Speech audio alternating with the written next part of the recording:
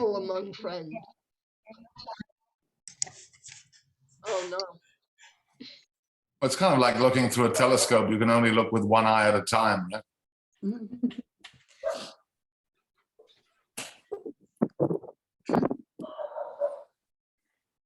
Are all our features here? There's DeWitt, there's Cindy, Bob, John, yeah, and Ralph. Okay, everybody's here. Cool deal. All right, 1 minute to go live. Just let me know when you want me to mute everybody. I will. Here's Bob's kitchen again. Let's mute everybody. Okay, mute all. Do not allow participants to unmute themselves. We'll clear that up later. Just keeping out Zoom bombers for now. And Mark, you have the floor. I think you muted, Mark. Yeah, you muted me as well, of course. Yeah, it's just the way it I always works. forget that, you see. Yeah. I always forget that.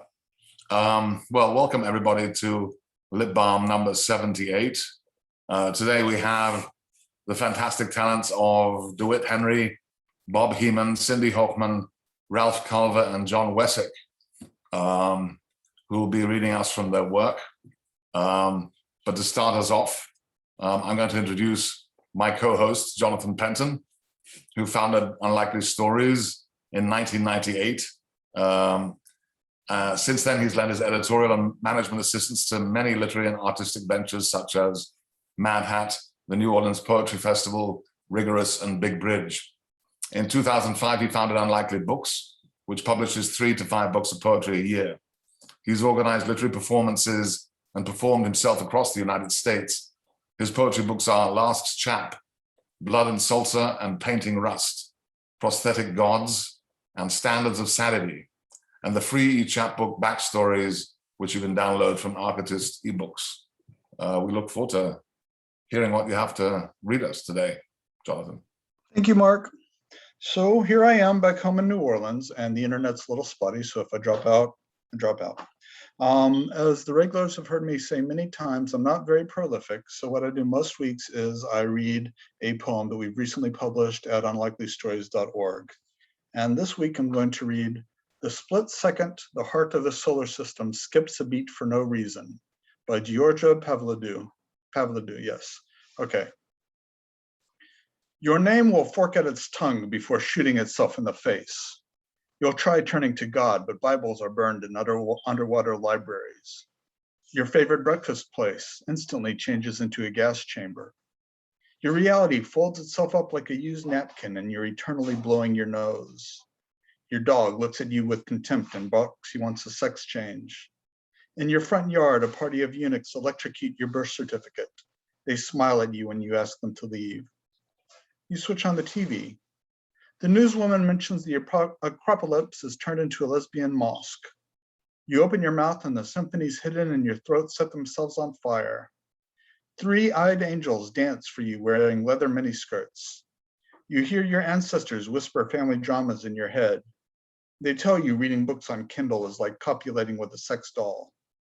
After you orgasm, an assault of paleness storms into your bedroom, and 20 blue children whip their cats. 2 Jupiters run off on crutches. The carnivorous plants growing on your back hold a barbecue party until the heart of our solar system resumes its regular rhythms. I thought it was fun. All right, next up, I'd like to introduce our co-host, Cassandra Atherton.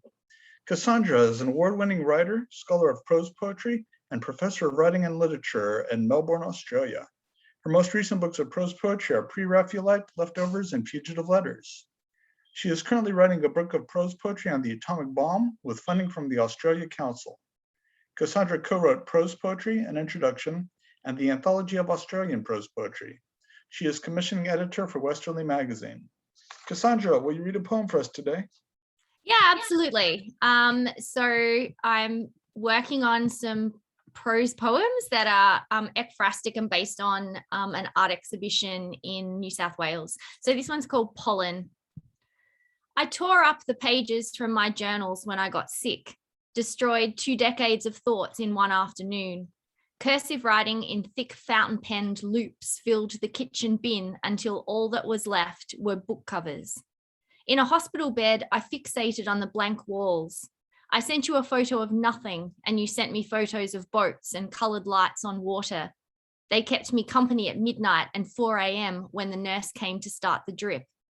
Your travels lit up my colliginous space, always out of my reach.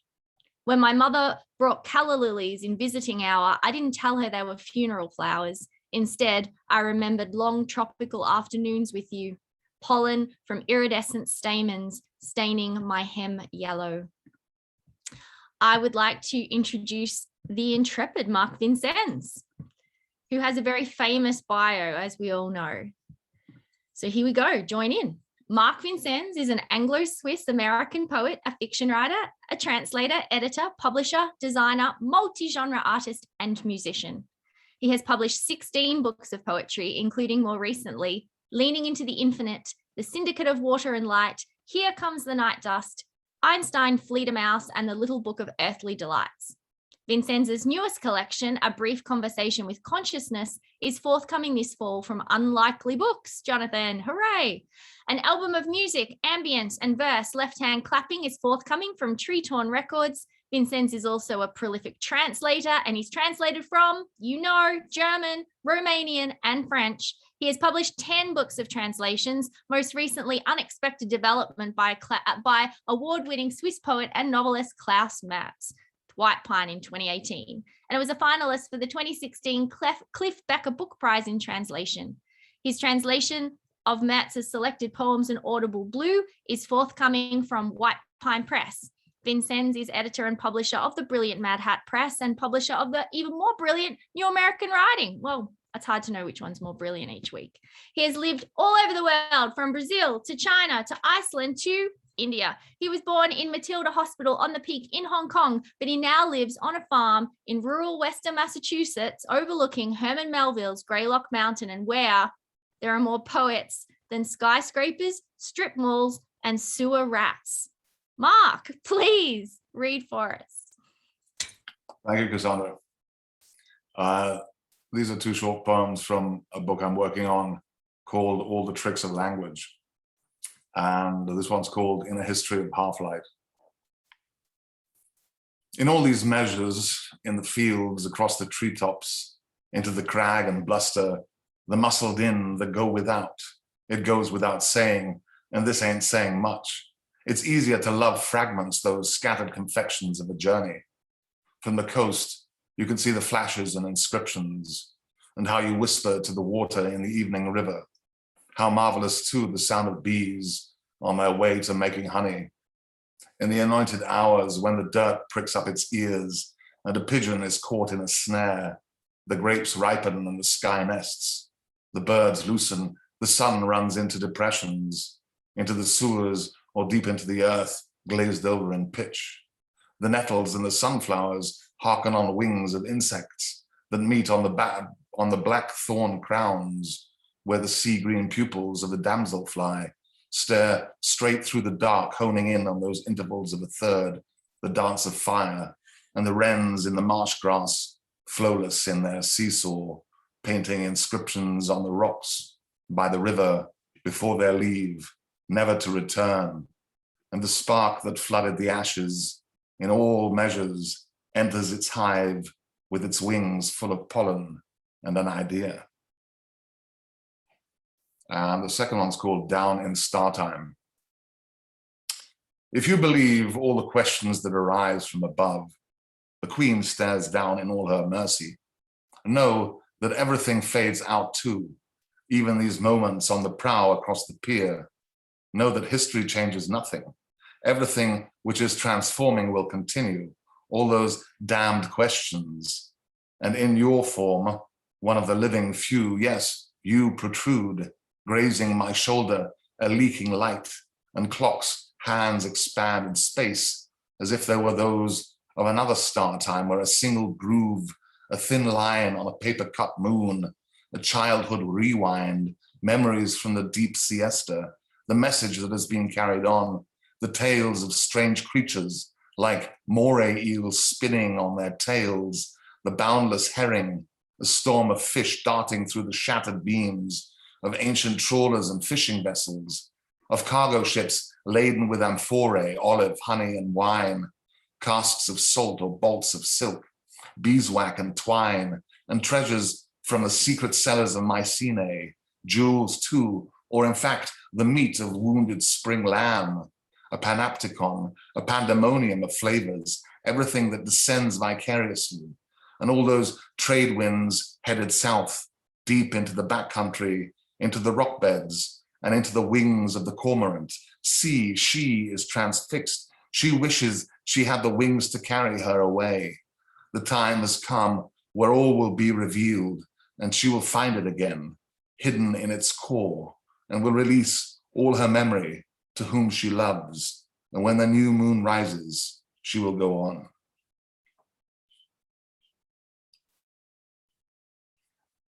Thank you.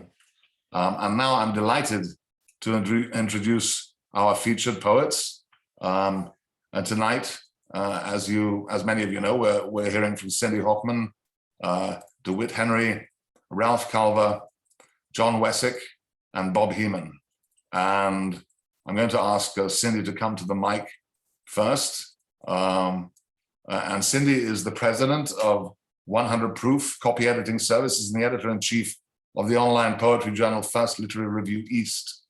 She's been on the book review staff of Pedestal magazine and has written reviews for American Book Review, Clockwise Cat, Home Planet News, Great Weather for Media, and others. Her previous chapbooks are Wednesday's Child from Bear House Press, The Carcinogenic Bride, Thin Air Media, Habeas Corpus from Glass Lyre Press, and The Number 5 is Always Suspect, a collaborative chapbook with poet, collagist, and fellow featured reader today, Bob Heman. Cindy lives, loves, reads, writes, edits, plays on Facebook, meditates, learns Tai Chi, studies Russian, and agonizes over politics in Sheepshead Bay, Brooklyn, where there are more Russians than Germans, Lithuanians, Swedes, and Australians in capitals. Welcome, Cindy. How to throw that in. Okay. Can you hear me? We can. It would actually be good if your sound was up a tiny bit. I don't know if you know how to do that. I don't know how to get it. So, is this any better? Yeah, Does it's this fine. work? Fine. We can go with Okay, good. Okay. Well, first off, I want to thank our fearless leaders, Mark, Jonathan, and Cassandra, for making Lit Balm the best darn Zoom on the net, and for making it run like a well-oiled machine. And I'm very honored to be reading with my co-features, representing womankind, because I notice I'm the only woman among the group. And I thank you all for coming out. In fact, I want to give a special shout out right off the bat to my good friend who came all the way from Alaska. His name is Otz Kilcher, and he is the star and the patriarch of a wonderful show on Discovery Channel called Alaska, the Last Frontier. And if you haven't seen it, you have to tune in. And you also have to check out his CDs, because he's a wonderful singer-songwriter. He's gotten me through a lot of bad moments. And as if that weren't enough, he happens to be the papa of Jewel Kilcher, the rock singer we all know and love. So thanks, Otz, for being here. I always like to start my readings with a short poem, because I have a short attention span. And as you know, I'm a copy editor, and I'm also a fan of Walt Whitman's. But Uncle Walt tends to be a little long-winded, just like this introduction. So I decided to take my editing pen and slash through his work. And I wrote a poem called Cliff Notes for Whitman's Song of Myself, or how to pare down 52 stanzas into one. Grass, workmen, equality, yorp, yorp, yorp, boot soles. Any questions? So much for Uncle Walt.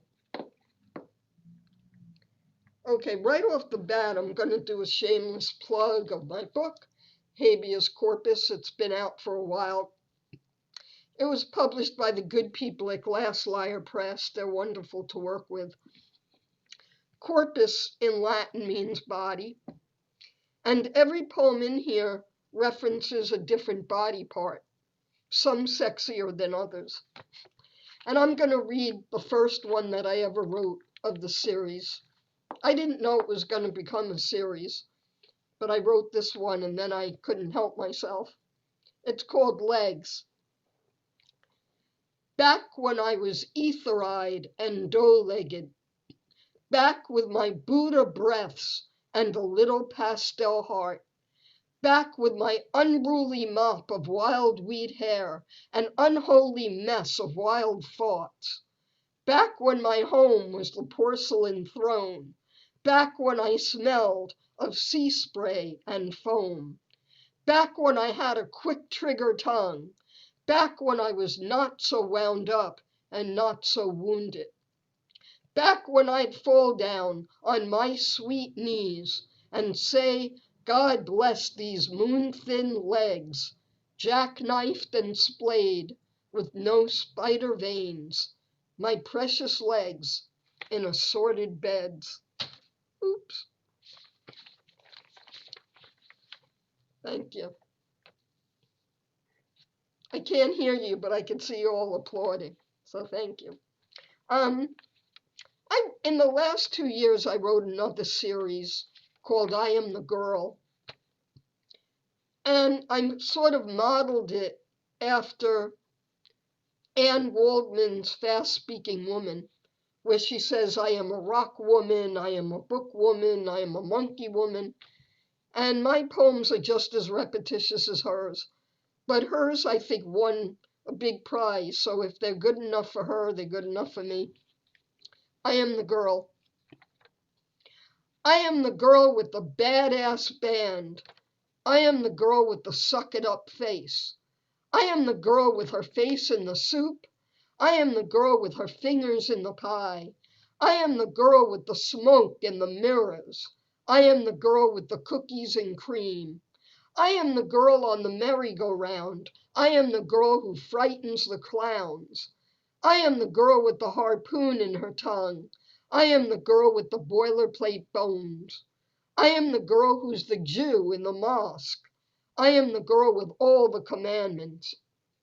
I am the girl who started the fire. I am the girl who is sometimes a liar. I am the girl who preaches to the choir. I am the girl who is damned at the altar. I am the girl who melted the ice caps. I am the girl who changed the climate. I am the girl with the Russian words. I am the girl with the Kremlin mouth. I am the girl who's the canary in the gold mine. I am the girl who blew the whistle. I am the girl who used to love Cuomo. Oh well. I am the girl who is now hot for Biden. I am the girl who serves the subpoenas. I am the girl with the slam dunk case. Thank you.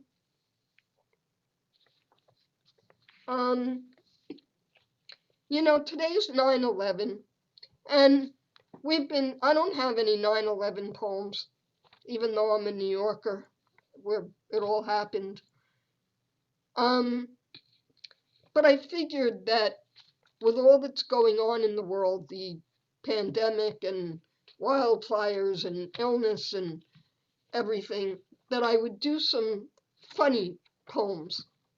Now, I'm a big fan of Ogden Nash, and a lot of people feel that Ogden Nash was sort of too lightweight, and they sort of scoff at rhyming little poems, but I really don't care, and I'm going to read a couple. In fact, this one has an epigraph from Ogden. I would live all my life in nonchalance and insouciance, were it not for making a living, which is rather a nuisance. And my answer to him was, unemployment insurance is a test of endurance. The checks don't come fastly, and the amount is quite ghastly. Here's another one. Yet another way of looking at a wheelbarrow, because not enough poets do riffs on William Carlos Williams's poem. So much depends upon a red wheelbarrow. No, wait, it's the blue one that everything depends on. Diary of a Mad Proofreader. Misplaced punctuation, what havoc it can cause. I misplaced a few periods last year. The result was menopause. And here's my warning to ekphrastic poets. As you know, ekphrastic poetry is when you write a poem about a piece of art, which I didn't do. I wrote a snarky little poem about ekphrastic poetry. Explications of art better left unsaid, especially when the painter is dead. Oh, ekphrastic poet, what I'm trying to drive home is that Van Gogh and O'Keeffe would have hated your poem. Okay, so much for that silliness. I wrote a poem a couple of years ago that sort of evidences today's times. It's called Anxiety, Oh Bad. And an oh bad, you may know, is like a goodbye to a lover in the morning, in the early morning hours. And I'd like to say goodbye to my anxiety at any time of the day. Anxiety, oh bad. It's got an epigraph by Lawrence Ferlinghetti, our friend who passed away in the last year. He said, I am waiting for the age of anxiety to drop dead. Anxiety went not so gentle into that good dawn, with its white fingers and dumb mouth, pendulum of panic, cap of migraine, dark cape of fear. It free-floated out the false window, sweated and shivered through the unhinged door. It had stayed too long, like a meddling mother-in-law, but now anxiety has gotten the hell out of Dodge and dodged its way out of hell. It was sucked under a house in Kansas, leaving upturned feet in black striped stockings and ruby slippers. Anxiety has boarded the plane with its Xanax and shoe bomb, its straitjacket, its flask full of angry cortisol. Anxiety has succumbed to biofeedback, asanas, hot baths, long walks, Baptist prayer, and chamomile tea. Anxiety has hyperventilated its last labored breath. Anxiety has gone to that great cuckoo's nest in the sky. And now what will I do with this strange cauldron of calm? And do I have time for two more? One more? Okay. This one, I'm glad Jeffrey Cypher's Right is here because he edits a wonderful magazine called Live Mag, and he published this poem in Live Mag, for which I'm grateful. It's called Inner Life with Sabotage, because we all sabotage ourselves. This poem will be intentionally vague. Candle wicks flicker, chemicals misfire, crossed wires refuse to untangle. Sometimes I slip into something less comfortable. Carousel horses and streetlights make me weep deeply. My handsome father's death has turned into stilted breath. My benevolent brother's death is still caught in my throat. Everyone gives me flowers to fill the fissure between limbs and loss, and I bury them under layers of what? Nothing but my own undoing. A startled and startling voice tells me to go even deeper than this. Onyx and obsidian wrestle it out with a chest full of white diamonds. Frankly, my dear, I've had enough of dancing through the murk with my not so better angels. Excuse me while I remove this battering ram from my solar plexus. Let me open my palms to the hazy sunshine. I promise I will stop shaking soon. Thank you. And I'm going to finish it off with a poem that was sort of made famous here at Lit Balm. It's from my co-feature friend and collaborator, Bob Heman. As you can see, Bob is sitting in his kitchen, because that's where his computer is. And I decided to write a poem about his kitchen. It's called Bob's Old Kitchen. And when I read it last time, it sparked Jon Wesick, our other co-feature, to write a poem about my living room, where he contends that I have a voodoo doll of Trump under my blue couch, which I do. This is called Bob's Old Kitchen. Bob's Old Kitchen has no coffee, and Bob don't care. Bob's Old Kitchen has no vodka, and Bob don't care. Bob's Old Kitchen has no vino, and Bob don't care. Bob's Old Kitchen has no beer or corn chips or ripe tomatoes, and Bob don't care. Bob's Old Kitchen sometimes has green bananas, but you guessed it, Bob don't care. An aluminum spoon levitates into the torpid air, and Bob don't care. A stray steel ladle bops Bob atop the noggin, and Bob don't care. Zoom in on an ancient metal and cast iron stove, silhouetting Bob's visage up in the phantasmagoric clouds, with burners that flip on and off by their lone selves, endlessly.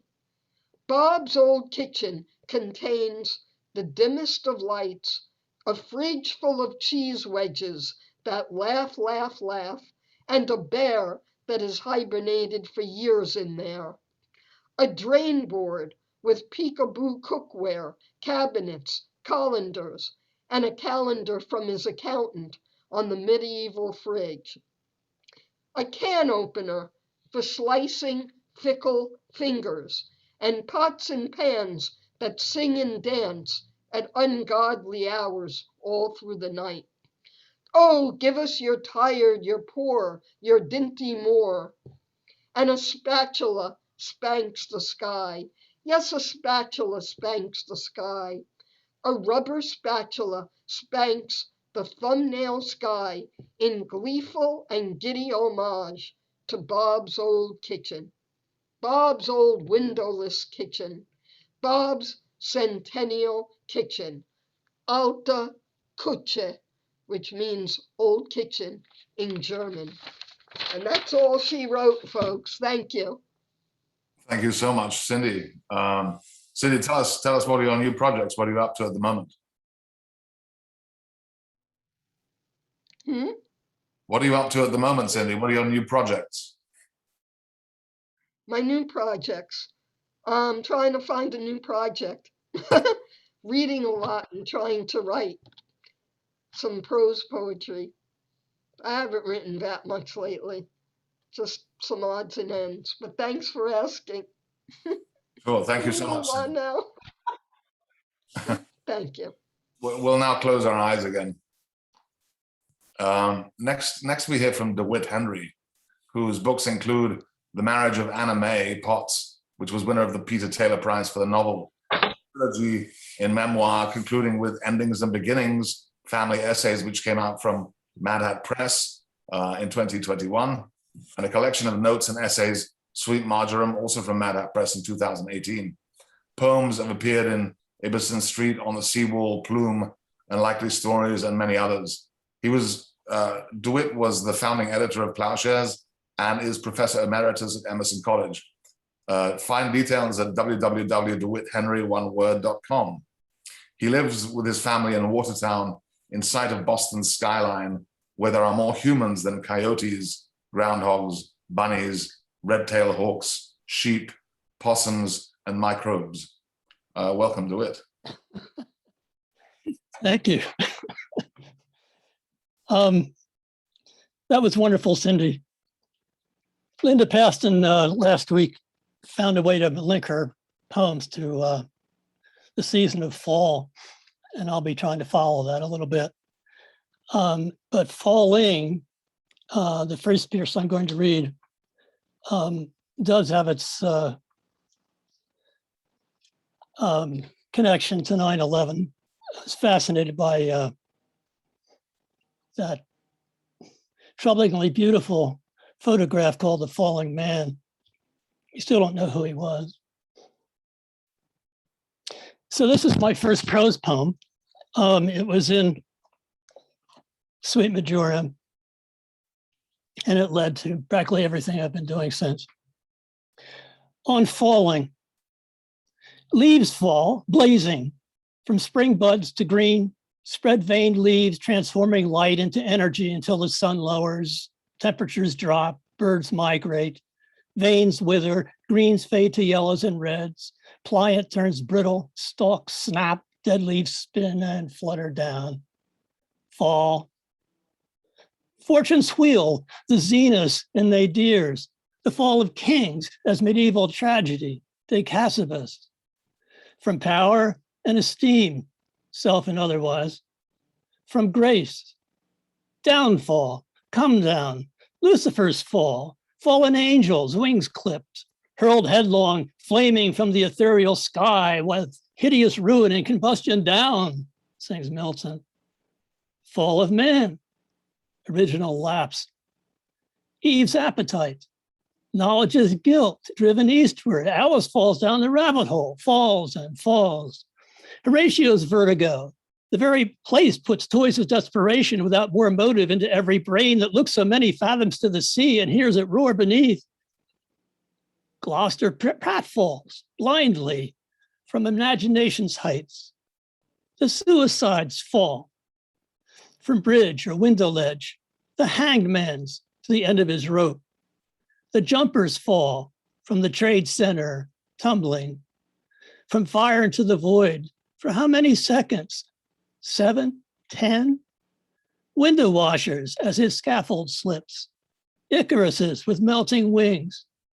The runners fall, tripped by a root and stumbling in mid-stride, out of control, knowing in slow motion the certain disaster happening as asphalt rises to impact, hands brace, shoulder turns, then head smacks like Marciano's to Walcott's fist. Galileo's law of fall. The speed of a falling body is independent of its weight. All falling objects accelerate at 9.81 meters per second. Drop together a feather and hammer, air resistance accepted, should strike the ground simultaneously. The tandem skydive from 15,000 feet. Bodies harnessed together for dear life, the neophytes and instructors. Goggles for wind, jumpsuits rippling. For 60 seconds, more like flying than falling, attaining a terminal velocity of 120 miles per hour before the ripcords pull, the bloom and jolt of the rainbow-colored canopy. Then 5 more minutes floating to the ground. 5 show jumpers plunge and maneuver to join hands in midair, spread eagled and knees bent before they separate and their chutes trail, ripple out and fill. On YouTube, headset Cameras record each of two daredevils wearing webbed gliding suits. They leap one after the other from a mountain peak into updrafts and soar down over cliffs and ridges, over treetops, riding the wind until far below a valley greatens. Then open their parachutes for landings, running. Leonardo's dream turns sport. Flight is careful falling, riding air. The bungee cord's elastic limit, it's rescuing heave, then down again, then up, resilient, fading. Falling in love, attracted as if by natural law and fate. Fallen soldiers, fallen civilizations, Aztec, Egyptian, Roman. The Tao falls. Lungs rise, fall, possessions fall. The precious bowl, escaped from hands, turns in midair beyond reclaim. Our planet drifts, spinning, pulling with its gravity and pulled by the sun's free fall. Astronauts, weightless, ricochet from padded walls. The runner picks himself up, no broken bones or blood, walks stiffly, then keeps jogging. The fallen king discovers wisdom and compassion. Spring buds return. My wife revises. Down will come baby, cradle and all. To down will come baby into mommy's arms.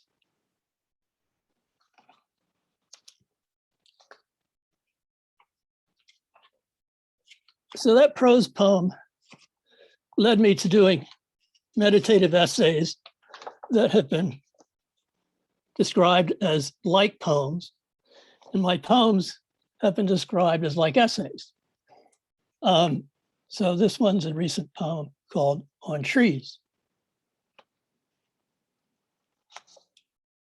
Though some of us hug them as thick-skinned, long-lived cousins, as shade and shelter makers, CO2 breathers, windbreakers, though we have hearings for them when they become troublesome, though we love their tossing and wind seas, their birds in song, their fruits, berries, and nuts, lumber, fuel, pulp, and sweetened sap, though we harvest and welcome evergreens in parlors for the holidays, though we plant trees in orchards and nurseries, though we love to climb, swing, and build houses in them as children, though we wonder at their upward thrusts, contortions, and twists, though we're dazzled by their fall colors, count and read their rings, even play them as records.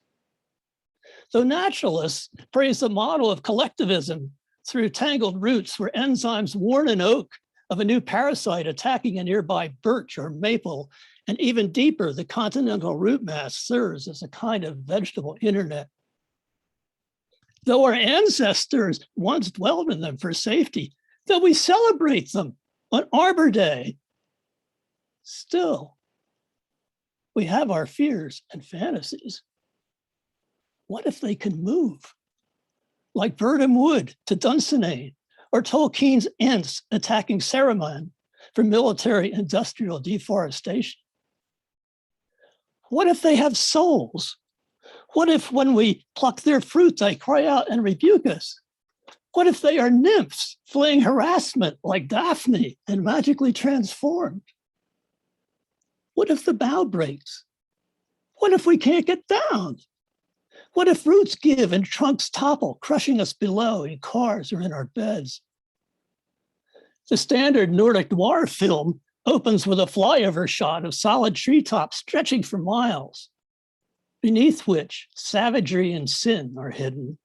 The Hearst Forest, Dante's, Hawthorne's, Freud's. Friendly wolves lie in wait. Paths are crooked and misleading.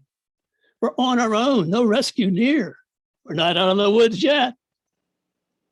The growth of trees mimics the evolution of species, according to Charles Darwin, with higher, newer branches replacing those below. Forms fungal, vegetable, and animal are all related by common descent.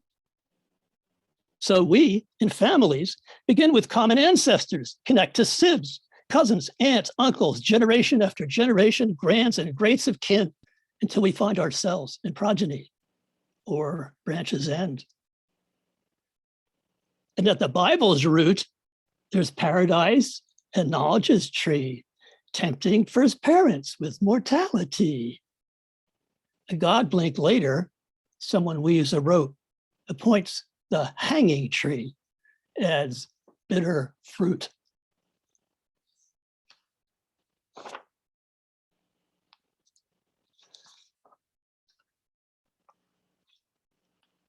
This is on leaves, tree, fig, and table. Tree.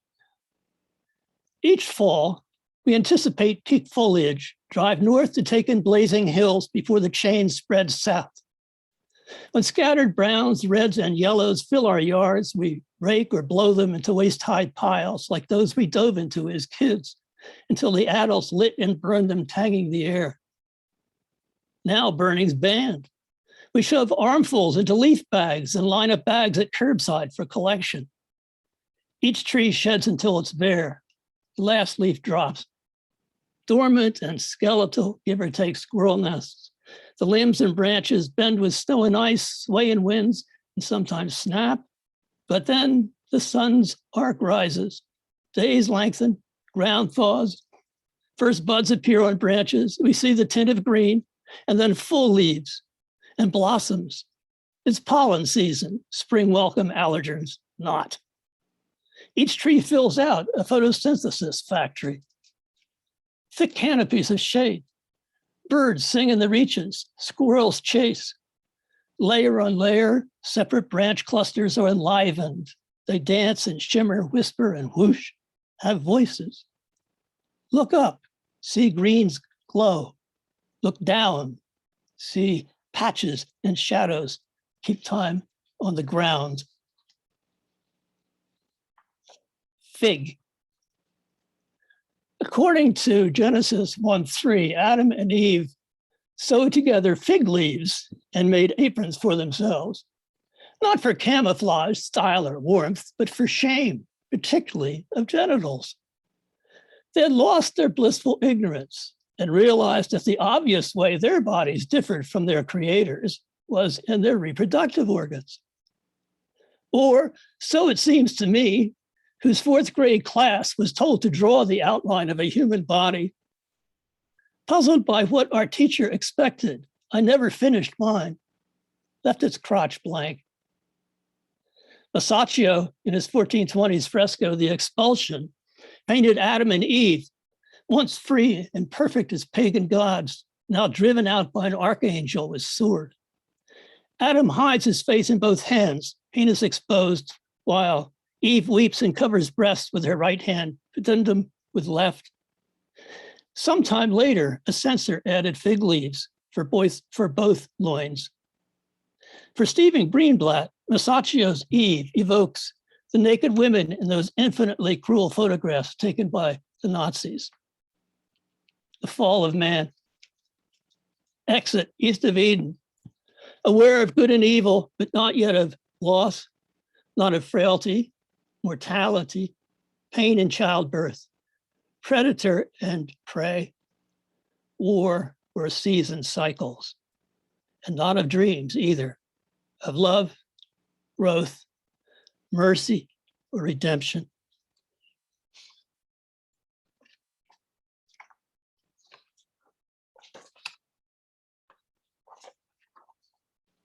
And table. Our former dinner table, inherited from my mother, normally seats 6, but also can be expanded to 8 or 10 thanks to 2 extra leaves. We release a lever underneath and pull the ends apart, slide in each leaf, then close and lock. It's all mahogany veneer with only 6 matching chairs, so we add kitchen chairs. Occasions for full leaves are rare since our children left. Shortened, the table collects household clutter, and our habit is to eat plates and laps in front of our TV. But when we gather for holiday visits, we're packed as close as an overbooked flight. I'm at the foot, and Connie the head, having brought in turkey, roast, or ham, or other hot dishes. Our children on both sides, along with their partners and children, Ruth's at 9 and 16, David's with Booster at 1, sometimes a guest, sometimes my ghosts, my parents, sister and brothers, my missing friends, Connie's absent loved ones. We pass dishes, eat, shout, laugh, make toasts. Our seasons turn.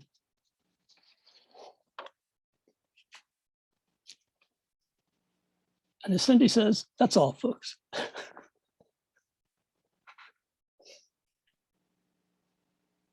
Thank you so much, DeWitt. So tell us, what have you been up to recently?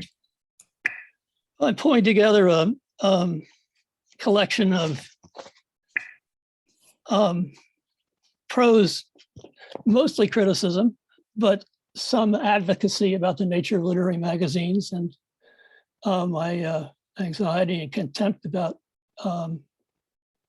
marketing and mass culture.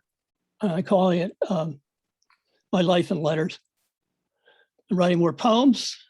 I have an essay coming out in Unlikely Stories in a month. On it goes. Roger. Thanks so much, DeWitt. Really appreciate the reading. Thank you for. Thank you. And next we hear from Ralph Culver, who was born in Illinois in 1952, grew up in Pittsburgh. For the last 50 years or so of his life, he's lived in Vermont. He's a poet, fiction writer, and critic whose work has appeared in many publications in print and online. And he's the recipient of a number of awards for his work, including the Anabiosis Press Chapbook Prize for his collection, Both Distances, and as a grantee in poetry with the Vermont Arts Council. His most recent poetry collection is the chapbook So Be It, published by Wolfgang Press in 2018, which the late Marvin Bell called brilliant from start to finish. He also studied filmmaking and graphic art and design, and he enjoys playing the drums. His new book of poems is entitled A Possible Man, and is forthcoming very, very soon from Mad Hat Press. In fact, any day now. Ralph has earned a living outside of academia, in part because he saw firsthand the effects on his father, a fiction writer of nearly 40-year career in major American University English department. P.S. Do not miss Sandra Oh in The Chair on Netflix.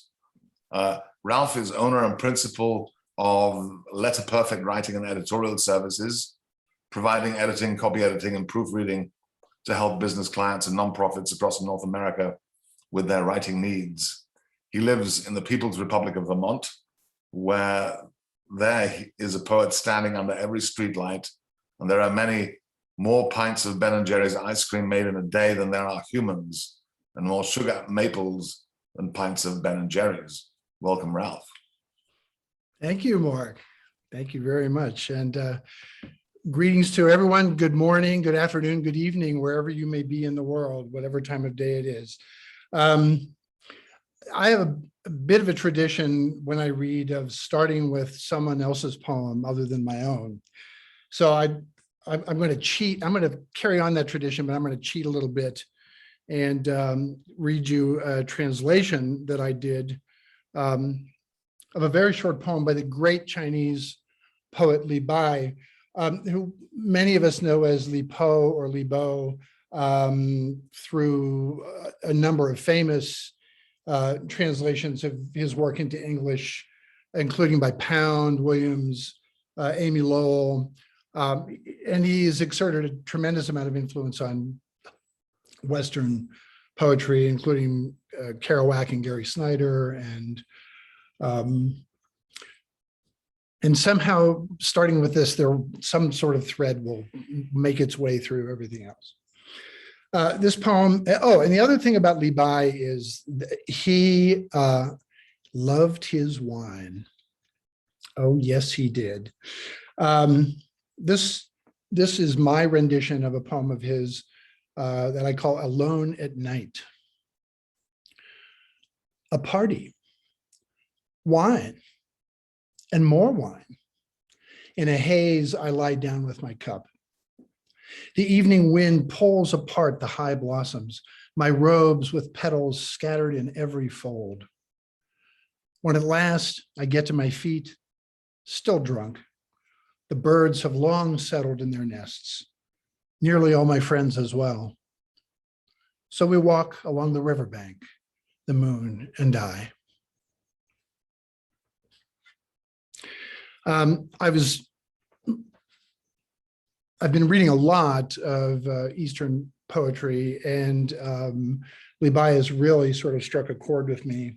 And here's a bit of a prose poem to sort of explain some of that. It's called Nighttime Entreaty. He lies in bed listening to the rain and wind in the trees, a sound that has been a comfort to him his entire life. He thinks of a line from Libai. She stays alone in the lonely room, her tears just like rain. 800 years would pass between Libai's death and the birth of Shakespeare.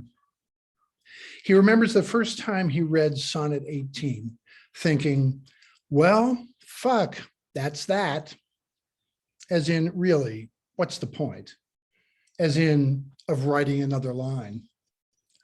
Outside his window, the steady sigh and music of a stream in May, flowing through leaves and branches. It could be worse, he thinks. I could be one of the Chinese poets who've been saying that shit for 1,300 years, not just 450.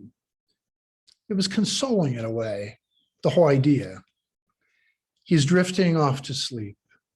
Please, he says to the wind and rain, may the house not collapse beneath me tonight, burying me in rubble, so I can try to write another crap line or two tomorrow.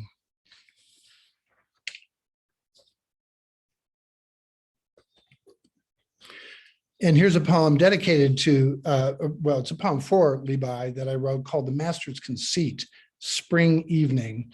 And it has an epigraph, 2 lines of Libai's that were translated by Elling Ida. Who would sorrow alone in the springtime? Faced with this, you must drink straight away. The Master's Conceit, Spring Evening. Libai, you look so weary. All the wine is gone. It's just as well. Another cup wouldn't extend the night a minute longer. Somehow you staggered down these ragged stones with no one to lean upon, another miracle, to let your feet dangle bleeding in the stream. A bowl of gold coins glitters on the water. Ignore them, poet. Lie back instead and gaze at the high moon on his watch. How much more wine has he had than you? Composing lines in your head about the joys of drink and women, although you're alone and weeping, certain that the moon's verses are putting yours to shame as he sings to the faint stars gathered near him. And not a word will you remember come the dawn.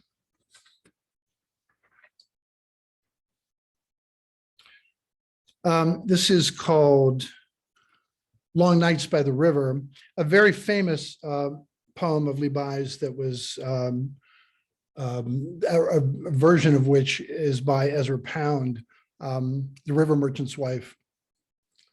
And I wrote this poem, Long Nights by the River. It's a prose poem, and I've sort of come to associate it with. It's like, if you know the Pound version of the Libai River Merchant's Wife, you may see some connections here. Long nights by the river.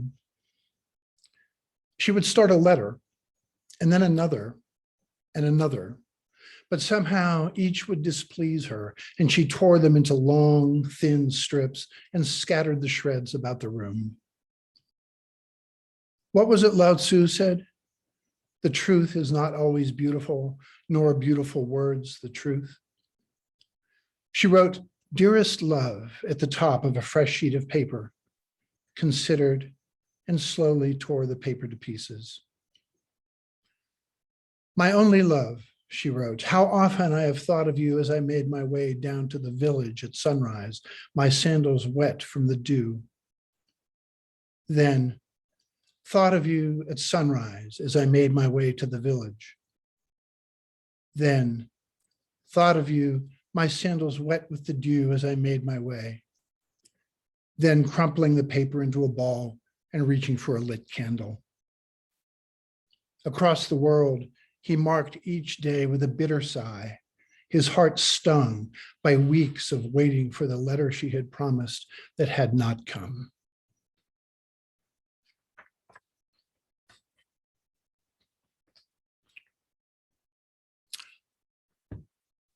It's a short prose poem called Tired. Two crows against the backdrop of new snow had the cat's full attention. An imperious exhaustion suddenly came over him, and for the first time that he could remember, he felt with absolute certainty that he would never make it to the bed. A bit of bourbon still colored the bottom of the glass. I wonder, should I get up and fix myself a drink? No, no, no. The cat did not move as she watched the crows. There, he said to her softly. There. This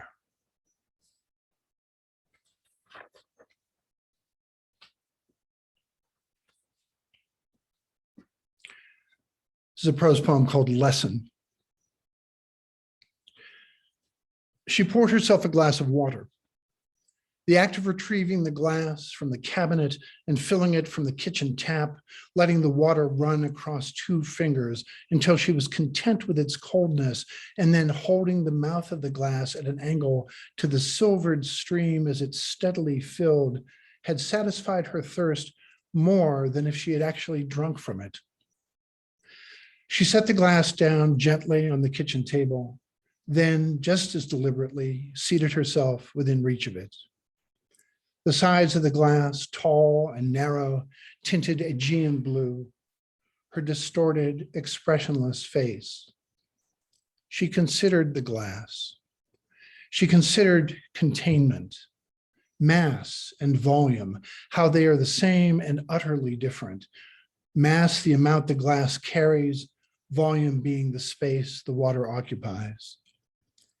And it occurred to her then that her entire life to that moment had been spent grieving, although grieving what or for whom she could never fully comprehend, and that it didn't matter in any case. A gout of grieving, and yet oceanic and entirely held within her, that she now resolved was done and over for good. She rose and, tipping the glass slowly, emptied it into the sink.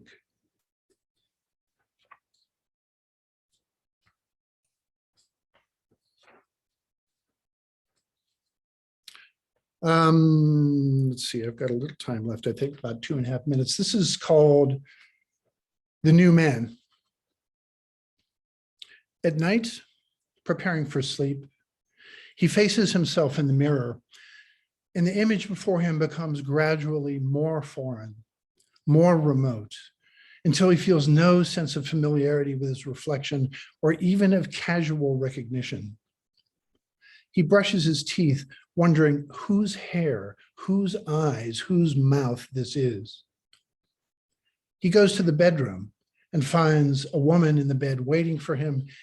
And though he knows her and the fragrance of her skin, and that he loves her and has always loved her, she is unable to tell him his name or how they had met or where the next day will take them. What a relief, he thinks. What a relief.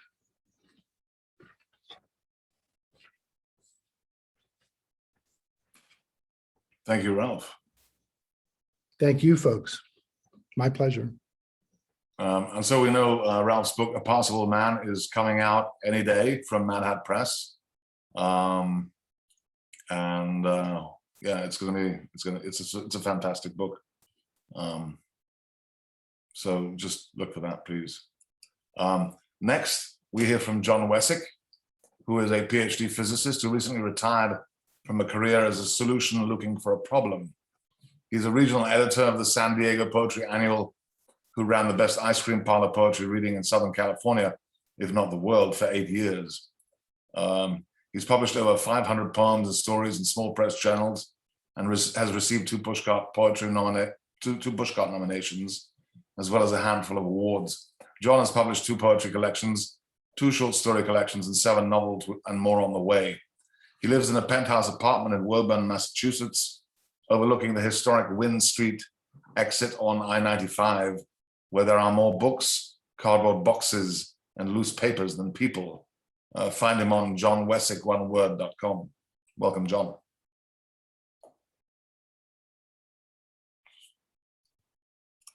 Are you here, Jon? I don't think you can get off mute. You should be able to. Yay. Okay, can you hear me now? Great. Yeah, yes, we can. All right. This Take is it called away. a cautionary tale. The poet woke in a granite-walled room and inhaled stagnant air that smelled as if undisturbed for millennia. Despite the motionless sun blazing outside the window, he felt no need to remove his cable-knit sweater. He sat up on the cot and ran a hand through his shock of white hair. What had happened? The last thing he remembered was gasping at the dinner table while his wife looked on in horror. "Are you ready?" A being with a man's body and a falcon's head asked after entering the room. "You can start by telling me why you deserve eternal life." "I published poems in all the major journals like On the Bus, Radipalex, and such." The poet somehow found it natural to relate his publication record to the Egyptian god he'd never believed in. "I even placed one in poetry." The god Horus led him into a chamber where jackal-headed Anubis sat before a golden balance scale. Like Horus, Anubis wore a white linen robe that left his right shoulder bare. A crocodile and a baboon squatted in the corner, playing snakes and ladders. This is the judgment in which we compare meaningful words to empty ones. Anubis withdrew the words spoken by the poet at public readings from a calfskin bag, placed those from poems on the balance's right pan, and placed the ones from poems' introductions on the left. By intuition, the poet realized that if the scale tilted to the right, green-skinned Osiris would embrace him with eternal life and lead him to the field of reeds. As the indicator needle wavered, the poet prayed for all his I-ams and clever metaphors to gain weight, but it was no good. The scale's needle swung left. "Condemned!" The baboon wrote the verdict in a notebook. The crocodile lunged and tore the poet's heart from his chest. In the moments of consciousness before entering oblivion, a final regret seared the poet's mind. If only he'd skipped the bloated intros, his poetry would have lived for eternity. Anyway, it's a real honor to read here on this virtual stage where you've had so many world-class writers and we have so many wonderful features featuring with me today.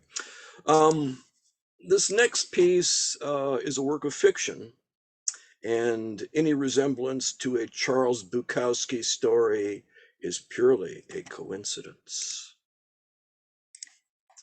After winning $100 at the horse races, Jackie Konski drove his VW Beetle north on Pacific Highway.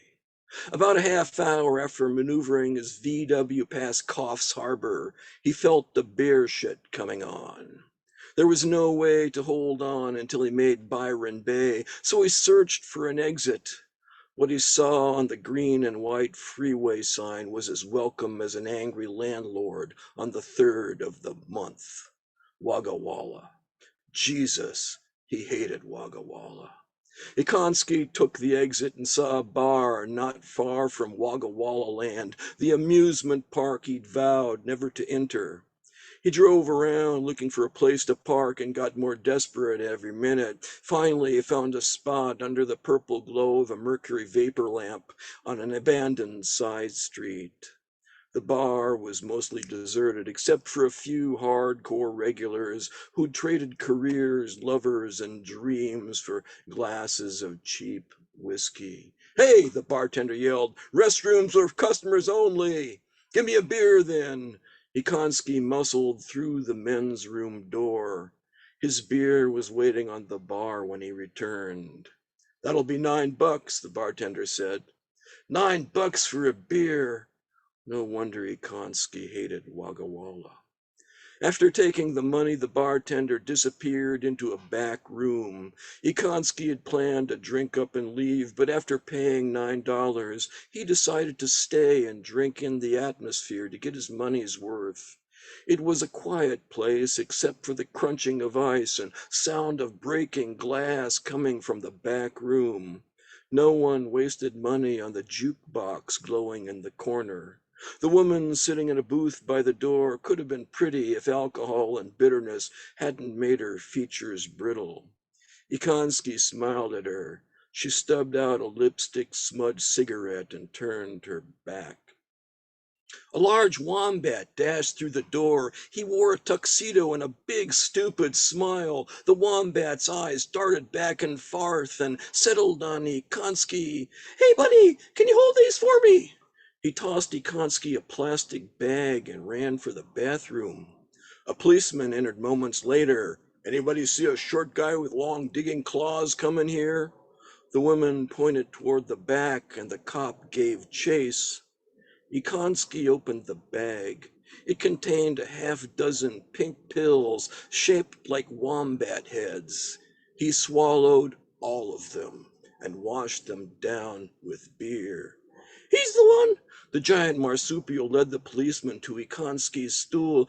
"I saw him selling drugs to the children outside the gum tree forest." "Let's see what's in the bag."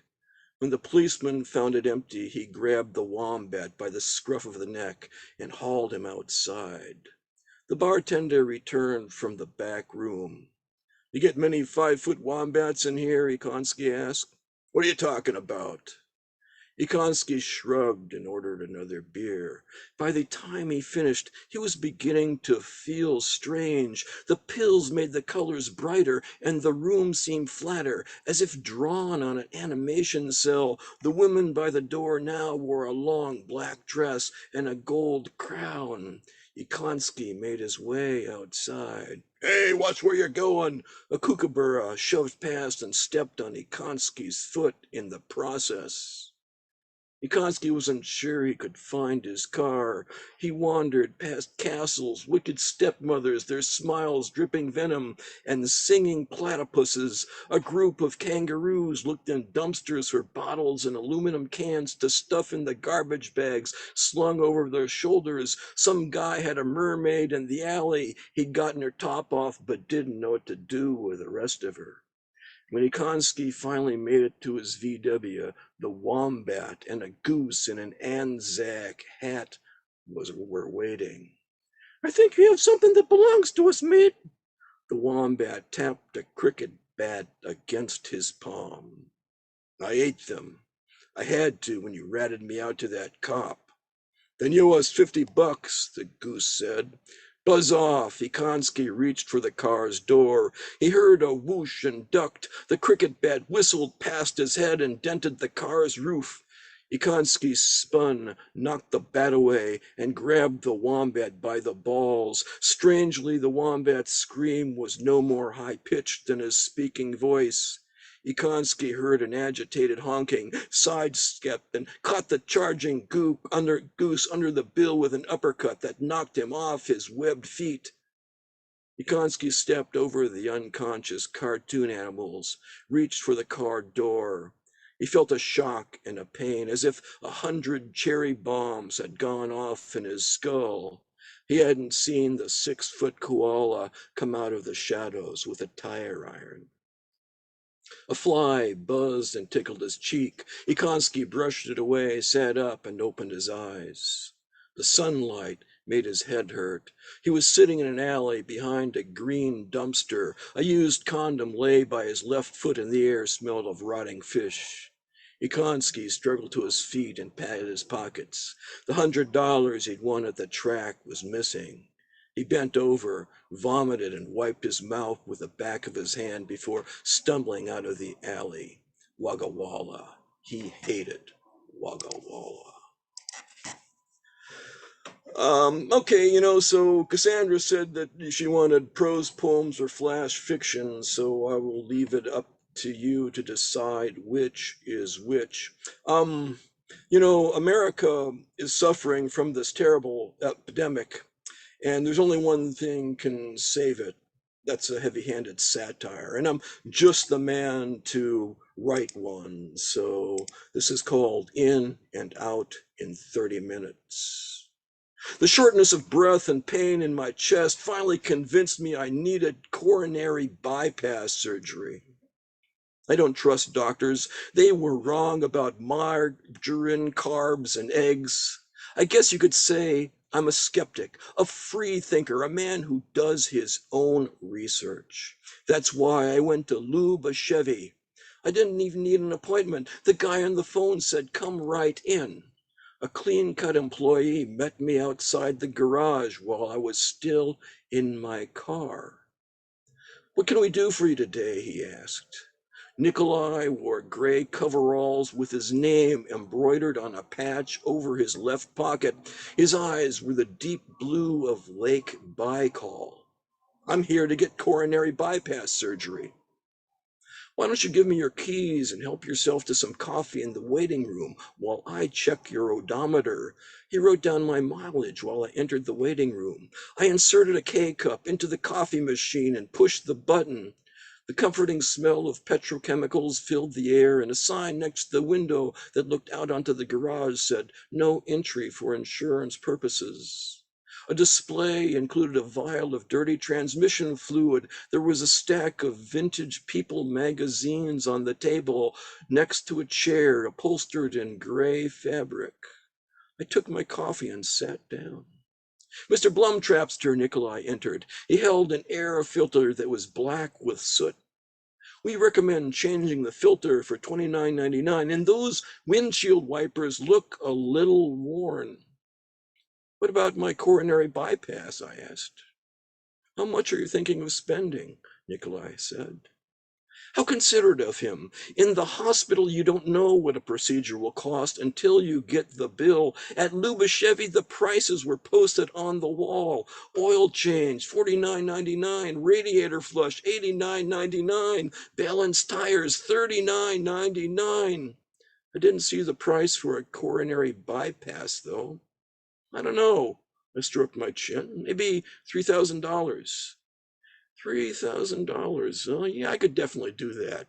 Nikolai typed at the computer behind the desk. "Using polyethylene windshield wiper fluid tubing will save you a bunch. We usually close at 9. Why don't I book you for 10:30 on Thursday? That way I can do some research. Cash up front before the surgery, okay? By the way, it'll be $129.99 for the oil change and filter." I could tell he was a straight shooter right away. He was confident, had a firm handshake, and didn't talk down to me. I handed him my credit card. "See you then." Just when I thought I had everything worked out, a fly landed in the ranch dressing. My wife said, "You need to get a second opinion." I told her I'd asked the guys at the last call, but Enid was having none of it. That's how I found myself at Norma's hair salon. "Just take a seat and the next stylist will be right with you," a woman behind the register said. I sat next to what looked like the same vintage People magazines I'd seen at Lubashevi. 3 stylists were fussing with women's hair, leaving about half the stations empty. The youngest, in a sleeveless shirt that showed off her armpit hair colored a furious magenta, was doing a dye job involving clips, a plastic shower cap, and bits of tinfoil on an older woman. The air smelled of chemicals more noxious than anything you'd find at a plutonium recycling plant. I picked up a magazine and flipped to an article about Princess Di. "Hi, I'm Darla," the punk stylist interrupted my 1980s nostalgia. You want to trim, or are we thinking of something more daring? I need an expert opinion on coronary bypass surgery and couldn't come up with a better place to ask than here. Actually, I could think of a better place, the last call, but saying so would have hurt Darla's feelings.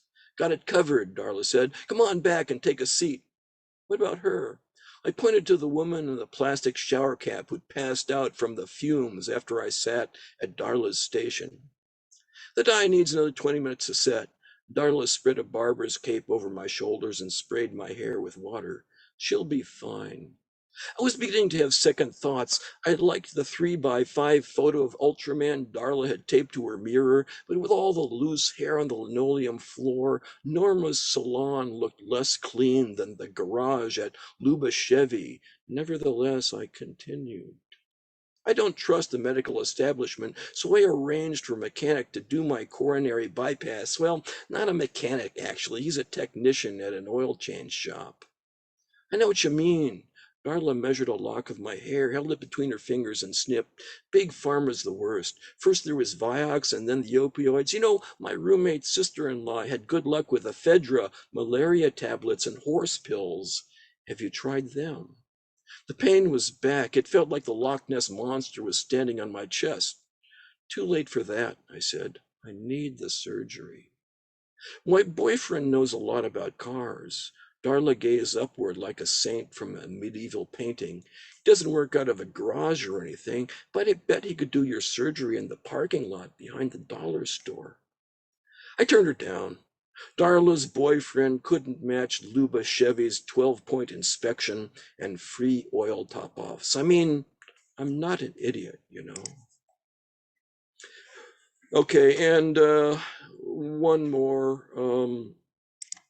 Since Cindy mentioned the Bob Heman poem, I will do the Cindy's Living Room poem.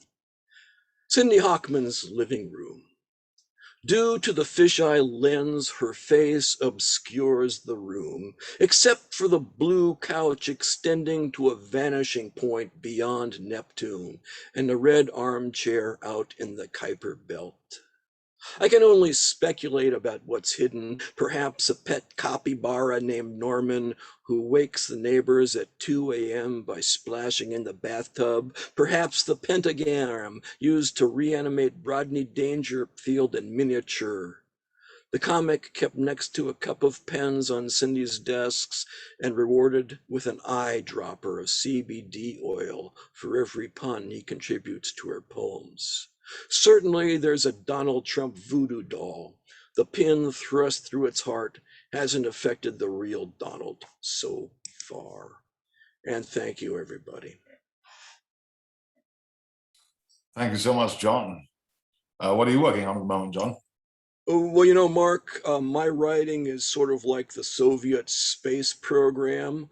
I don't announce a launch until the rocket has landed safely back at Earth. Good philosophy, I have to say. Thanks so much, John. Really appreciate it. You're welcome. Next up, we hear from Bob Heman, who is an artist and a poet living in Brooklyn. His words have been anthologized in A Cast Iron Aeroplane That Can Actually Fly, commentaries from 80 contemporary American poets on their prose poetry that came out from Mad Hat Press, an introduction to the prose poem Fireweed Editions, in the Best of the Prose Poem in an international journal, White Pine Press, and in Escape Wheel from Great Weather for Media. His ebooks, How It All Began and Demographics, or The Hats They Are Allowed to Wear, are both available as free downloads from Quail Press. His most recent collections are The House of Grand Farewells from Luna Bison Productions, Cone Transformed, 21 episodes from the remarkable life of Dr. Ephrastus, Cone Medieval Conjurer and Metaphysician from Poets Wear Prada, quite a title, Bob, and the number 5 Is Always Suspect, which was a collaboration with Cindy Hochman. His art includes collages, drawings, and cut-out multiples on paper. During the late 70s, Bob was an artist in residence at the Brooklyn Museum.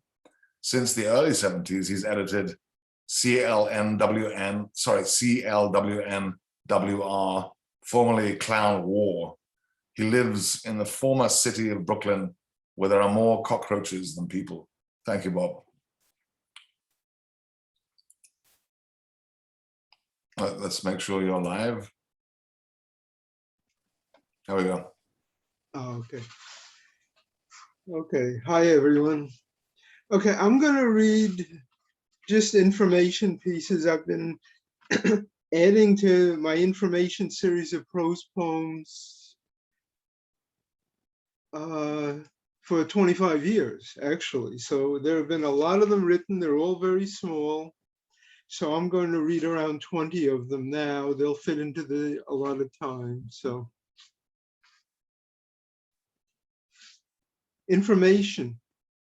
Each new language began with a mistake, a word misheard or misspelled, a phrase that pointed in the wrong direction, a speaker who became the spoken about, a color that became too deep to climb out of, a structure that was too parallel to ever be counted, an animal that was mistaken for a pronoun, a woman whose location could not be described.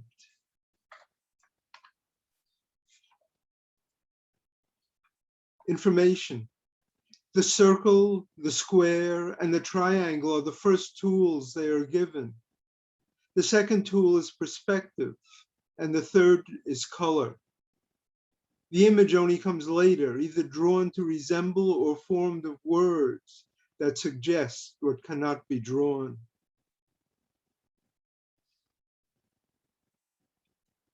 Information. Coney Island is only sometimes the answer. At other times, the answer is iguana or Warren G. Harding.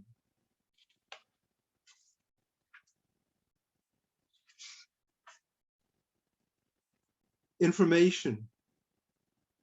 Washing the wings of the dragonflies is nothing at all like washing the wings of the angels. It's not just that the color and texture that differs, but the light that rubs off on your hands.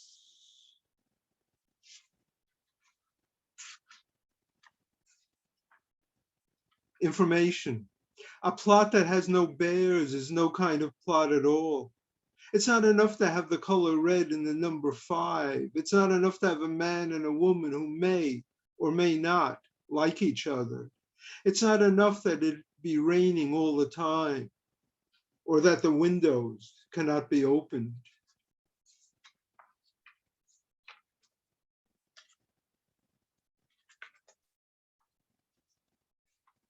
Information. The kids yelling, "Easy out," never saw the star that filled the sky behind them, never saw the rodent that limped across the outfield grass, never saw the woman who was no more than a shadow of what was to come. Their game was an exception to the wrong turns their lives were given, an exception to the distance that led them back to where they began.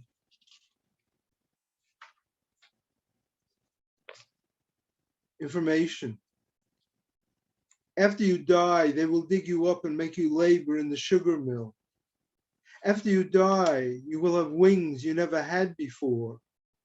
After you die, for the first time, you will know how to swim. After you die, you will speak words that will change those who hear them. After you die, you will finally understand love.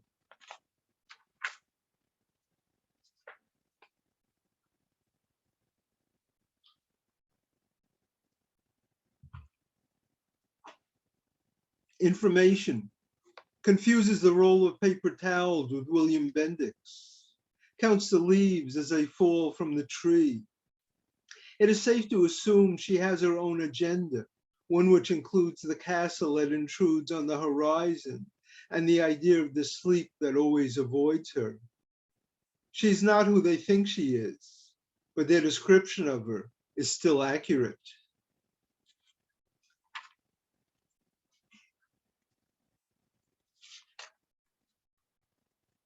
Information. Confuses Adam and Eve with Dick and Jane.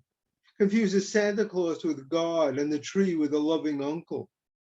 Confuses the sky with the ocean they are afraid to wade in. Confuses the fingers they count on with the explanation for goulash.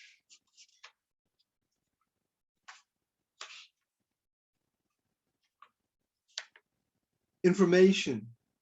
It is about the experience that it gives you. That is its meaning. The mailbox filled with popcorn is no more than that. It is the reason there are pockets, the reason that you are able to find a voice in the forest, in the ocean, in the animal that is always silent. The reason there is counting long after there is nothing more to count.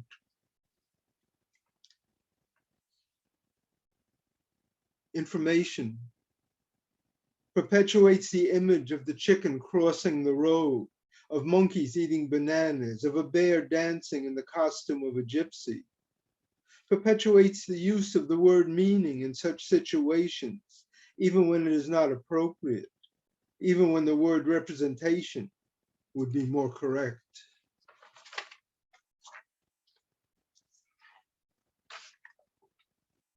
Information. Burglary tools normally include a red crayon and a bowl full of washers. Sometimes houseplants are also necessary, but only if they are the kind that don't need frequent watering.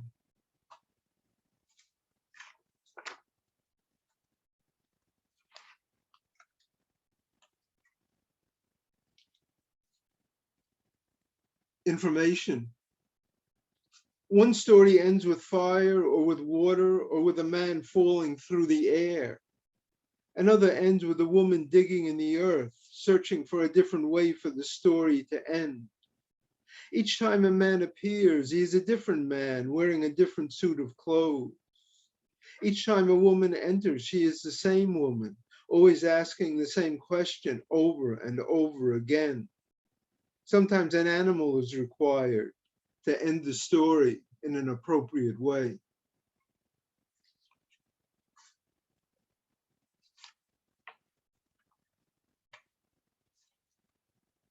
Information has some rooms that are never rented. I'm sorry.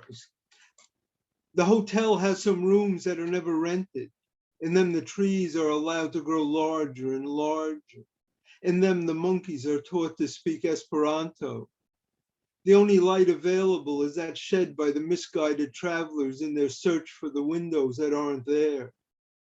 Sometimes counting will relieve their confusion for a moment or two. Information.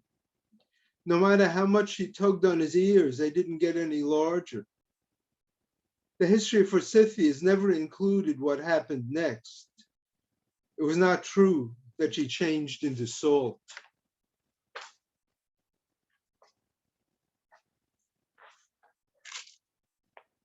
Information. Sees something different on the map than he intended to see. He thinks the road is a river and the cluster of buildings a place to disembark.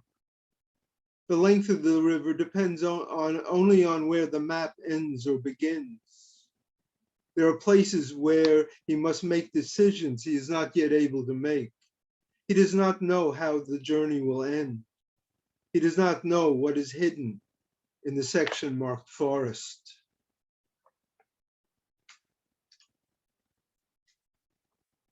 Information. Their bodies will become a feast for crocodiles, and only then the subject for a poem. Each time the sun returns, a different victim's body is discovered. The poems created in this way will be brittle and terse and filled with no more imagination than the reader brings to them. Weakness of the heart never becomes a factor, nor does the shortness of breath the poem is likely to elicit.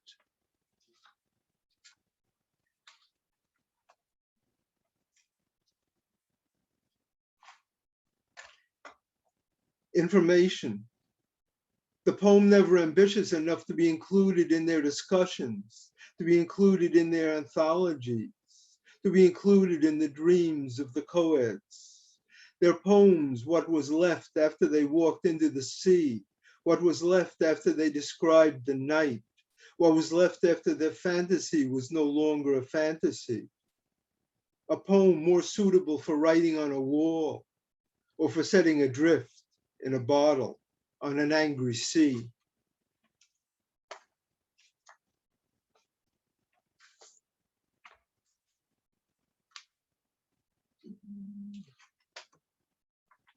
Information.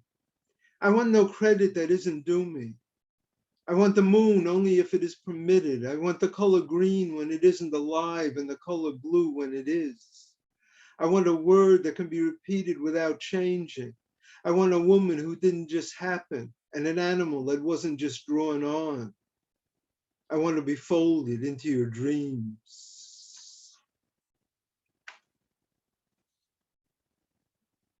Information.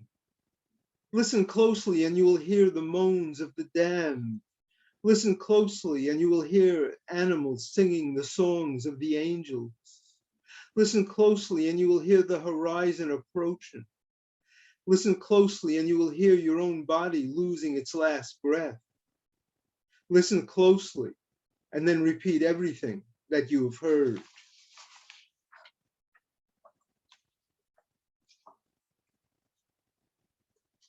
Information. They were expected to listen, but they had no ears. They were expected to watch, but they had no eyes. They were expected to sleep, but their legs never allowed them to rest. When they imitated speech, it contained no meaning. Instead, it was only a trail they were expected to follow. Thank you. Thank you for inviting me to read. Thank you so much, Bob. Really appreciate it. And Bob, so what are you up to at the moment? I'm starting work on some collages. Oh, nice. For the last year, I've done very few collages. So now that energy is back. So can we see those on a website somewhere, or? Pardon? Can we see those on a website somewhere or something like that? I keep sharing them on my Facebook page. A lot of them is memories because Facebook pops them up every few years. I don't know if we're friends on Facebook, but if we are, just go to my Facebook page and scroll down and you'll see collages, drawings, even a cutout. So thanks, Bob. Thanks so much. Sure. Thank you. And so now we conclude this wonderful evening with our featured guests, Cindy Hochman, DeWitt Henry, Ralph Culver, Jon Wesick, and Bob Heman. And just to let you all know, next week we have another stellar lineup, including Dan Chiasson, Maureen McLean, Sandra Lim, Katie Peterson, with guest MC David Blair, live from Somerville, Massachusetts. So please join us for that. In the meantime, I'm going to hand over the mic to my good friend Cassandra for the open mic. Yeah, that was hands down my favorite Lit Balm. You know, I love these people and it was so fantastic today. Thank you to everyone who read. It was really inspiring. And as I said, will go down in history for me as my favorite. But we have an open mic with some fabulous people that is going to add to the fabulousness of what we've just had. So Francine is first up, and let me see if I need to unmute her. Okay, hooray. I got it. Yay. Great. Okay, so this has been really a nice, wonderful features. Beautiful. So I have two prose poems. First is called Things. My life is filled with things, red things, square things, things I sit on, things to help me eat. Things are everywhere, and since they are, I can't escape them. One time I tried giving up things for an hour, said to myself, don't look, don't touch. I tried turning myself into air, a breeze, a waft across a lavender room. When that didn't work, because how could it? I realized the things had won, only one way to go. I had to become a thing. I sat down on my sofa thing. I called out some words, which were also a thing. Told the world to come get me, used me to scrape a potato, used me to paint a wall, do whatever it takes to make the wanted me grow in your eyes, for me to be the thing you need. And the second one is called, Where Did You Go? Because it's a good question, right? Where did you go? I went thin as pears, all sliced up and see-through. I went halfway to happy. I went to a place where I don't have to answer. I went sniffing the air. I went to the arms of another. I went bent as bones. I went to a job without a computer, where I stand in the field and the sun wets my back. I went behind the numbers on a wristwatch. I went hundreds of miles from your eyes. I went all unmarried and you cannot stop me. I went where your questions stop smack in the air and long before they can get to my ears. I went to before I even know you, that spot in the morning about to begin, that curl of a mouth turning into a smile, that moment a flower opens up like a hand. Thank you so much. That was amazing. Such good lines. As Thank thin as you. pears, and I went into his bones. Wonderful, wonderful. Thank you so Thank much. you for so sharing. much. Appreciate that. Linda, you are up next with your sexy husky voice. Oh, do I have to? I'm not good at this when Jonathan's dropped out. I'm asking to unmute. Okay, can you hear me? Yes, perfect. Okay. Thank you. I wanted to read something to do with 9/11, and my long 9/11 poem is too long, so I chose this, which touches on it. It was written a couple of years after 9/11. It's from my book, Takes Guts and Years Sometimes, from NYQ Books. It's called Haywire. Can you hear me? Yes? Okay, one. They came from Heartlands, America, to see New York City. Not a 6-minute movie unwinding into a deli where this group from Ohio sat chomping on thick pastrami rye, mustard squirting out, and oh my, such a funny smell in the air. Busy gorging on New York fantasy, didn't see death rush down 5 flights, feel death brush against them with bulging knapsacks of marijuana. Felt like extras in a movie with cops rushing about.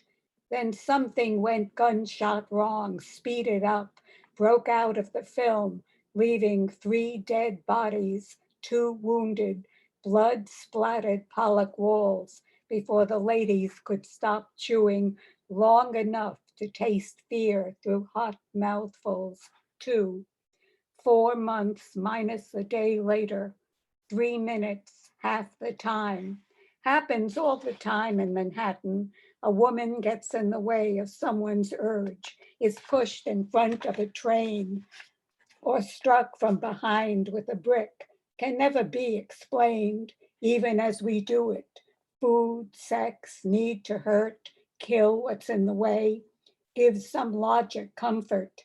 To survive, we take shelter in routines, don't see what we're seeing as we walk to trains, buses. That morning, I may have voted first. I did, felt the first siren's needle prick I've grown numb to in the city of my birth.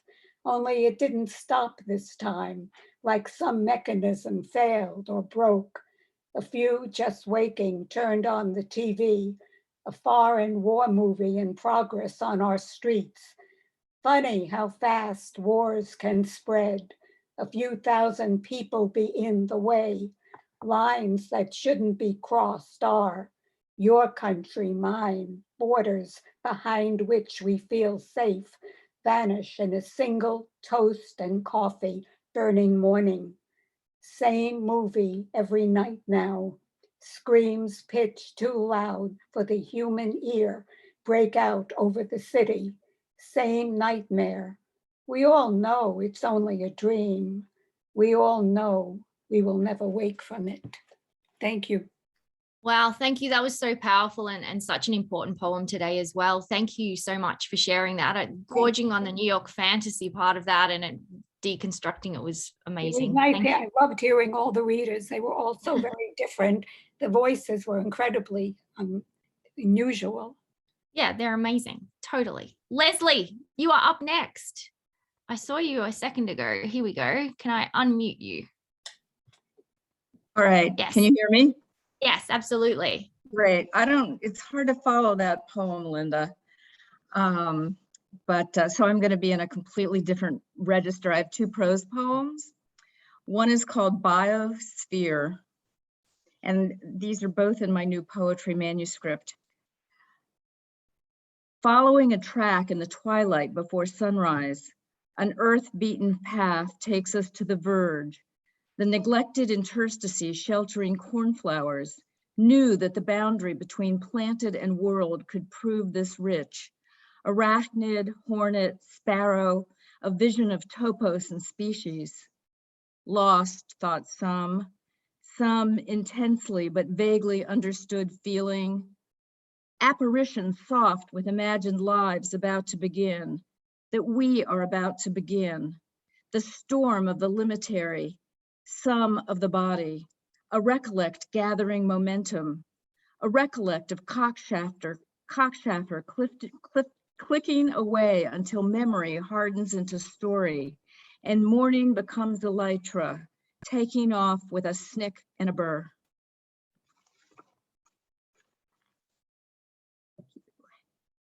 And then the second one is called The More Ignited. The more ignited is orange, is a cycle, is a shadow, is a consciousness looping around like a bowel, like a cry on repeat, like an orange, like a deep scream, like a hermit thrush thrust into paradox, into an exaltation of warm tail, brown and beak, into hunger, into a parabolic of feather, into pebble, into rough around, sage and nip soaring through body, thrash, propel into vermilion. Piercings, the first instant explodes of parts, kestrel shriek, triumph and exhilaration of sharp, of citrus, of nose, of orange, rows of ellipses, of points in a low plain song, promising, plunge upwards, uprush to the more, that we will come back, we will be, will return as, a flame, human inash, all blood, all air, firmament, glazed and shattered. Wow, thank you so much. Until memory hardens into story. What a brilliant line. Do you want to tell us the name of your book? I think you said you read some from your book. Yeah, those are both from my manuscript, which is actually looking for a publisher. I stole that from Karen. The book is called Love and Then Tomorrow, and Cindy is my amazing proofreader and poetry consultant on it.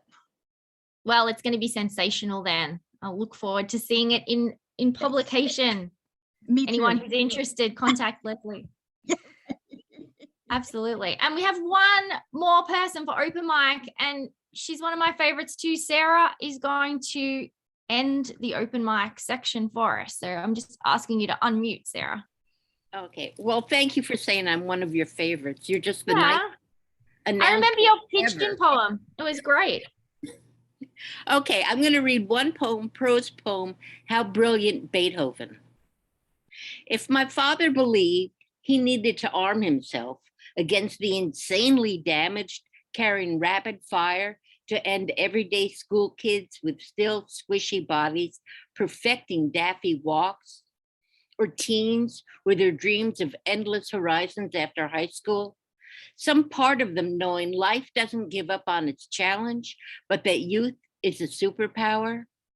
Well, if my father owned a gun, he'd have fumbled opening the safe, shouted at my mom and sisters to be careful as he lifted a lockbox from the safe, trembled working the lockbox, and shaken on realizing nothing left to open but a box of bullets, and opening that would call the question. He'd have howled there was no lockbox in the lockbox in the safe. Not that we ever owned a safe or lockbox to lock in it. Insisted we were moving back to New York. My mother, who was Christian, would have taken gun and bullets from his twitching hand to load the pistol. She gave birth 4 times and also could drown mice in the toilet or a pail of water. She would not have shot anyone, would have denied the weapon existed, then read Bible and attendant text, while my father, calmed by a shot of whiskey, demanded to know if I had read Robert Louis Stevenson yet, and if me and my 3 sisters, each far older than I will ever be, had a clue how brilliant Beethoven was. That was fantastic. Thank you so much, Sarah. Really wonderful. Thank you I for think letting me. I think the gender disparity's been worked out in open mic. Mark, all the powerful females coming out at the end for us. So can I hand back to you for some final words of wisdom? Oh, certainly. I don't know if they're words of wisdom, but I'd first like to thank DeWitt, Bob, Cindy, Ralph, and John. Fantastic show. And thank you all you open micers as well, especially Sarah.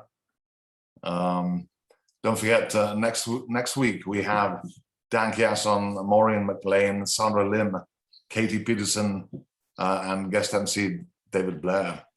And to conclude, I'm going to read a tiny little poem by an amazing Japanese poet called Sakutaro Hagiwara, who lived from the late 1800s to the early 1900s and has only just recently been translated into English. This is called Clams. Something cold is born, its teeth flowing in the water, its hands flowing in the water. Tides rise flowing, not knowing where. As I step into the shallows and call the clam, a distant voice responds. And so on that note, I wish you all lots of poetry and love, health and happiness. And I hope to see you next week at the next Lit Balm. Thank you so much for a wonderful night. Thank you, all my favorite family people at Lit Balm, and peace, love, and clams. I think it must be this week, Ma. I think that's a good point. Yeah. Mwah. Love you all. You guys. Thank you. Bye-bye. I love you. I love everyone. Hi, Bob Heman.